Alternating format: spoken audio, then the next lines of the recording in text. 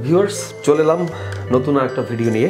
ভিডিওটির আজকের সাবজেক্ট হচ্ছে লেন্স, অল অ্যাবাউট লেন্স। একটাই লেন্স, থাম্বনেলে যেমন লিখছি গজব, মানে এই একটা লেন্স মানে গজব লেন্স, ঠিক আছে? ডিএসএলআর হোক, মিররলেস হোক, যেটাই হোক, যে কোনো ফরম্যাটের ক্যামেরাই হোক না কেন, এই 50 লেন্স মানে একটা আজব লেন্স ভাই। এত কিছু করা যায় এবং এটার দাম এত, মানে হাতের নাগালে সব কিছু মিলে ভাই অদ্ভুত লেন্স। বিগিনার হোক, এক্সপার্ট হোক, পৃথিবীর এমন কোনো ফটোগ্রাফার নাই যে বলতে পারবে তারা 50 লেন্স অথবা 85। তো 85 নিয়ে আমরা পরবর্তীতে কথা বলবো, আজকে 50 নিয়েই কথা বলছি। তো 50 লেন্স ইউজ করে নাই এমন কোনো ফটোগ্রাফার নাই ভাই। এটা যে পারপাসেই হোক না কেন, এটার প্রেমে পড়তে বাধ্য। 50mm প্রাইম লেন্স, বুঝতেই পারতেছেন ফোকাল লেন্থ 50, এটা দিয়ে জুম করা যাবে না। 50mm এর ভিতরে যদি পড়ে তাহলে ওই পর্যন্ত এর সীমানা, কিন্তু এর সীমানার মধ্যে ও যেটা করে যাবে গজব করে যাবে একদম। ব্লার চান, ব্যাকগ্রাউন্ডে ফাটাফাটি ব্লার হয়ে যাবে। দেন হচ্ছে শার্পনেস, 100 ওভার শার্পনেস, চমৎকার একটা লেন্স। দেখতে এরকম কিউট, খুবই কিউট বাচ্চার মতো। আমি ভালো করে দেখে বলতেছি। 1.8 Canon EF lens, 50mm, 1.8 STM। STM মানে হচ্ছে স্টেবিলাইজেশন, যেই ব্যাপারটা থাকে ও আপনার হচ্ছে শট নেওয়ার সময়, বিগিনার হোক, এক্সপার্ট হোক, অনেক সময় গিম্বেল অথবা ট্রাইপড ছাড়া যদি জাস্ট হাতেই শট নেওয়া হয় তাহলে হাত কাঁপে। ইনফ্যাক্ট রেকর্ড বাটন বা শাটার বাটন যখন টিপ দেওয়া হয়, প্রেস করার সাথে সাথে একটা জার্ক হয়, তো ছবিটা তখন খারাপ আসে। বাট STM ফাংশন যেটার মধ্যে দেওয়া থাকে যেই লেন্সে, ওই লেন্সে অ্যাকচুয়ালি এই জার্কটা আসবে না। দেন হচ্ছে অটো ফোকাস, ম্যানুয়াল ফোকাসের সুইচ দেয়া আছে। তো auto focus, manual focus switch দেয়া, যখন আপনাদের অটো ফোকাসে কাজ করতে হয় তখন অটো ফোকাস, ম্যানুয়াল ফোকাসে কাজ করার সময় ম্যানুয়াল ফোকাস, দুইটা ব্যাপার আছে, দুইটার নিয়ে আলাদা ভিডিও আমি বানাবো। তখন আমি এক্সপ্লেন করবো যে auto focus and manual focus কেন লাগে। ইনফ্যাক্ট যদি অটো ফোকাসই এত ভালো হয় তাহলে তো অটো ফোকাস দিলেই পারতো, ম্যানুয়াল ফোকাসের ব্যবস্থা রাখলো কেন? আবার যদি ম্যানুয়াল ফোকাস এতই ভালো হয় তাহলে অটো ফোকাসের ব্যাপারটা রাখলো কেন? সো ইঞ্জিনিয়াররা বা এটার যারা রিসার্চ করে, ইঞ্জিনিয়ার বলবো না বিজ্ঞানী বলবো, প্রযুক্তিগত বিজ্ঞানী, প্রযুক্তিগত ইঞ্জিনিয়ার দুটোই বলা চলে, তারা এটা গবেষণা করে বের করছে যে দুইটারই প্রয়োজন আছে। সো দুইটাই অপশনই দেওয়া আছে।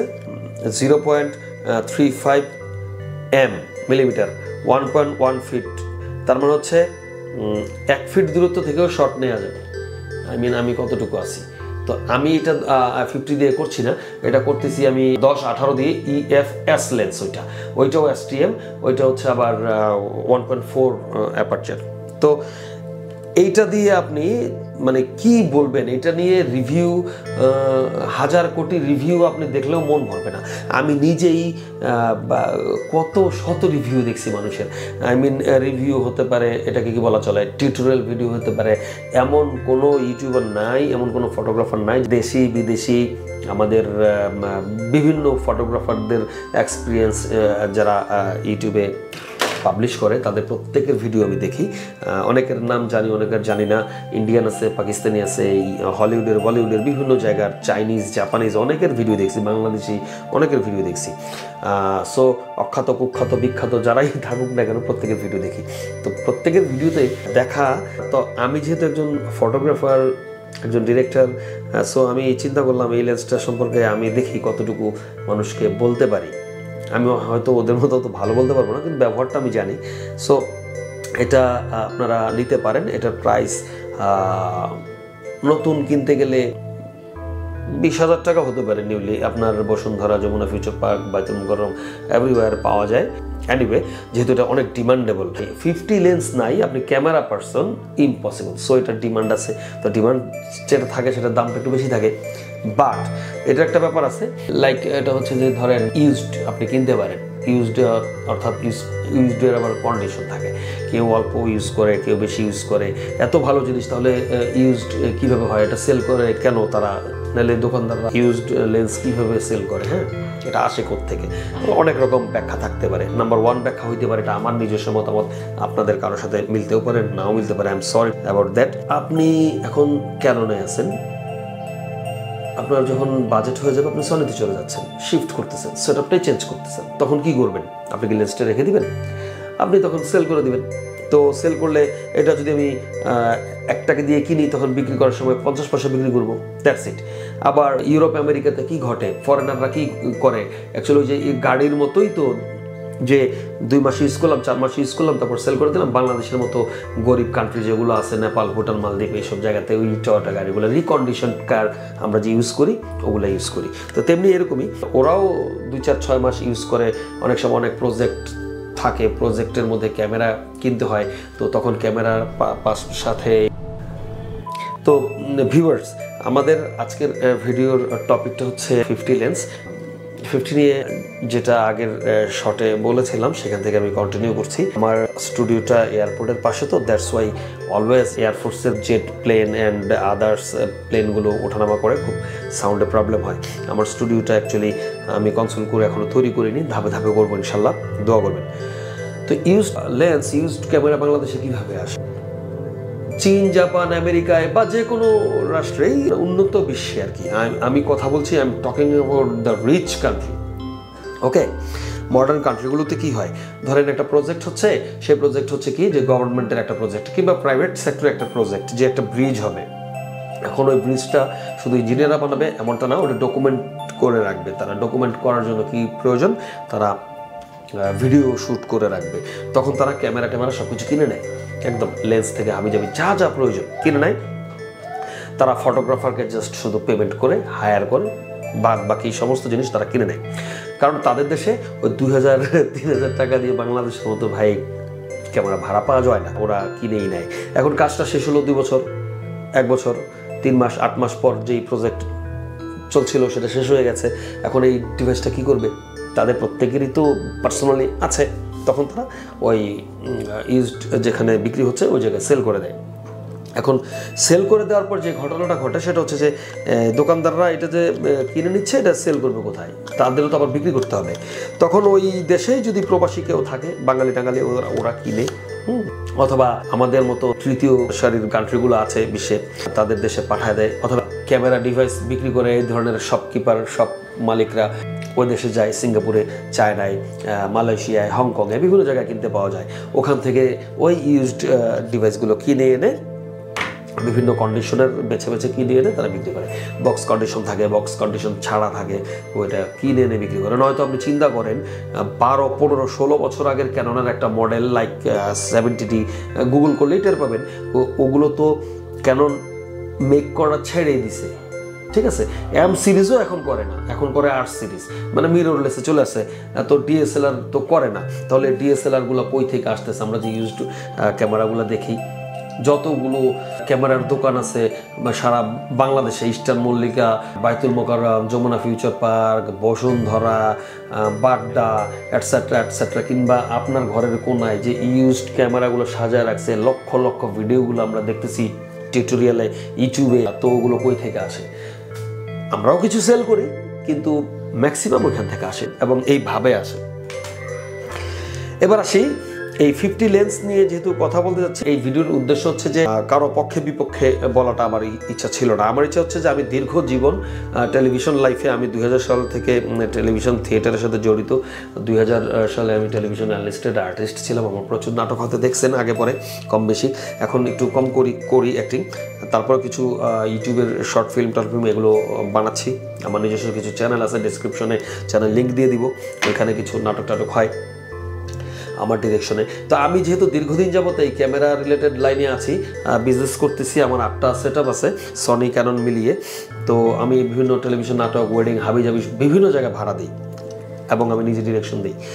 তো এমন একটা ঘটনা আমার এক্সপিরিয়েন্সে ঘটছে 50 লেন্স, গজব লেন্স। বিষয়টা হচ্ছে যে এরকম, বাংলাদেশের পার্সপেক্টিভে ক্যামেরা বলতে কি বুঝি? মা, খালা, চাচিরা এত বড় একটা ইয়া থাকবে, ঠিক আছে, মানে তাহলে ক্যামেরা, আদারওয়াইজ এটা ক্যামেরা না।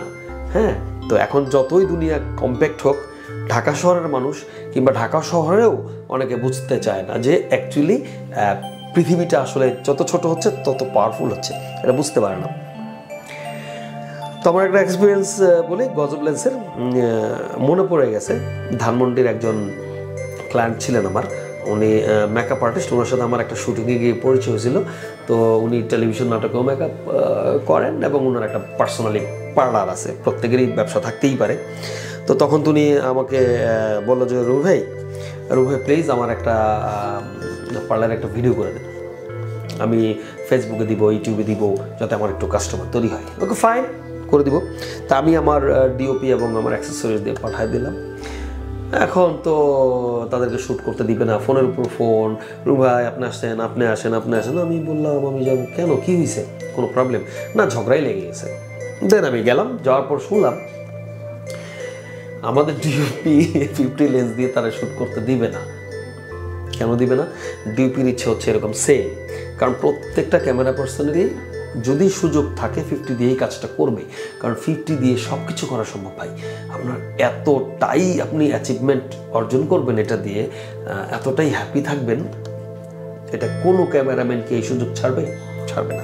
এখন ওই আপার কথা হচ্ছে সেই ক্যামেরা এইটা দিয়ে করবে না, সে যেহেতু রুমি ভাই নাই, নিশ্চয়ই শব্দ হচ্ছে ধুমফুন, তো ধুমফুন একটা কিছু দিয়ে বুঝ দিলে হবে না, ব্যাপারটা হচ্ছে এরকম। সরি।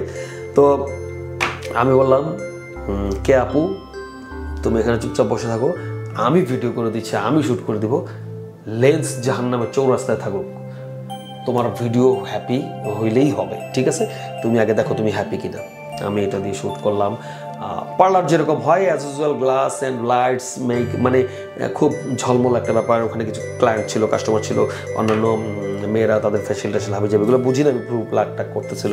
আমি ঘন্টা 2 সময় নিয়ে শ্যুট টুট করে 2 দিন পরে ডিলিট করে তাকে যখন পাঠাইলাম, এই মহিলা তো অবাক, বলে যে না এই ছোট্ট লেন্স দিয়ে এটা হইতে পারে না, আপনি কিছু করছেন। এনিওয়ে, আমার এই ঘটনাটা বলবার উদ্দেশ্য কিন্তু এরকম ছিল না। আপনাদের প্রত্যেকটা ফটোগ্রাফার এই ধরনের প্রবলেম কিন্তু ফেস করেন। মানে ছোট কিছু দেখলে আমাদের মানে দেশের মানুষের টেন্ডেন্সি হচ্ছে ওটা ক্যামেরা না, ওটা ক্যামেরাম্যান না, দূর কি কাজ করবে, এইটুকু একটা যন্ত্র, এর চেয়ে তো আমার মোবাইলই ভালো, এর চেয়ে তো আমার ওইটা ভালো। বিষয়টা এরকম। এটা শুধুমাত্র 50 লেন্স নিয়ে বলছি। সবচেয়ে কমন একটা মাথায় রাখতে হবে, সেটা হচ্ছে যে নতুন যারা বিগিনার নাকি তাদের জন্য, যারা এক্সপার্ট আছেন তারা সরি আমাকে ক্ষমা করবেন, আপনারা যারা এক্সপার্ট ফটোগ্রাফার তারা তো জানেনই। তো বিগিনারদেরকে উদ্দেশ্য করে আমি বলছি, ফোকাল এফ এর ভ্যালু যত কম হবে তত বেশি আপনি ব্যাকগ্রাউন্ডের ব্লার বিষয়টাকে পাবেন। এটাকে জাপানিজ ভাষায় বলা হয় বোকে, ইংরেজিতে ব্লো, অ্যান্ড বাংলায় হচ্ছে পিসে ঝাপসা। পিসে ঝাপসা মানে হচ্ছে bokeh. So bokeh is equal to পিসে ঝাপসা is okay, fine, same things. তো এখন আপনারা 50 লেন্স দিয়ে কি করতে পারেন আমাকে কমেন্টে জানাবেন। আমার চ্যানেল নতুন, ভুল প্রচুর আছে, সরি। ভুলের জন্য ধাপে ধাপে আমি এস্টাবলিশ করব সব কিছু। ইনফ্যাক্ট যেহেতু আমি একজন অ্যাক্টর, আমি জানবো, আমি বুঝবো, আমাকে পারতেই হবে কীভাবে ডে বাই ডে চেঞ্জ করতে হয় নিজেকে, ডে বাই ডে কীভাবে ডেভেলপ করা লাগে। তো আমি ব্লগার না, আমি ইউটিউবারও না, আমি রিভিউয়ারও না, আমি কিচ্ছু না, আমি জাস্ট আর্টিস্ট। আপনি সেভারাল ওয়েতে আর্টিস্ট আমাকে বলতে পারেন। আমি অ্যাক্টর, আমি ক্যামেরা অপারেট করি, ক্যামেরা আর্টিস্ট, ক্যামেরার শিল্পী। সো হিসাবে আমার কিছু ভুলভ্রান্তি থাকতেই পারে, আপনারা সেটাকে ক্ষমা সুন্দর দৃষ্টিতে দেখবেন। আমার চ্যানেলটাকে সাবস্ক্রাইব করবেন, কমেন্ট করবেন প্রচুর। ভাই গালাগালি করতে হলেও কমেন্ট করবেন। নেক্সট ভিডিওতে আমি হয়তো অন্য লেন্স নিয়ে কথা বলবো, আরও কিছু ডিভাইস নিয়ে কথা বলবো। তারপর হচ্ছে নতুন বিগিনার যে সমস্ত ইয়েরা আছে, ক্যামেরা যারা চালাচ্ছেন, ক্যামেরা কিনেছেন, তাদের কী কী প্রবলেম হতে পারে, কারণ আমি যখন নতুন ছিলাম তখন আমি কী কী প্রবলেম ফেস করতাম, সেগুলো আমি এখন আপনাদেরকে শেয়ার করতে চাইব। তাহলে হবে যে আপনাদের উপকার হবে, এইটুকুই শান্তি, দ্যাটস ইট। এর চেয়ে বেশি শান্তি আর কি, হ্যাঁ, যদি কারো উপকার হয়। তো যত্নে রাখবেন ক্যামেরার যত্নের ব্যাপারে আমার কিন্তু একটা ভিডিও আছে, কিভাবে বিগিনাররা ক্যামেরার যত্ন নেবে, দিয়ে রাখবো, আপনারা দেখে নেবেন। ক্যামেরার যত্নের A to Z ওখান থেকে আপনারা জানতে পারবেন আর কি। তো ফাইন, আজকের ভিডিও এই জায়গাতে শেষ করছি। এটা ছিল 50 গজবকা লেন্স, বাংলাতে হলো গজব মার্কা একটা লেন্স। এই হচ্ছে 50। তো ভালো থাকবেন, অল দ্য বেস্ট।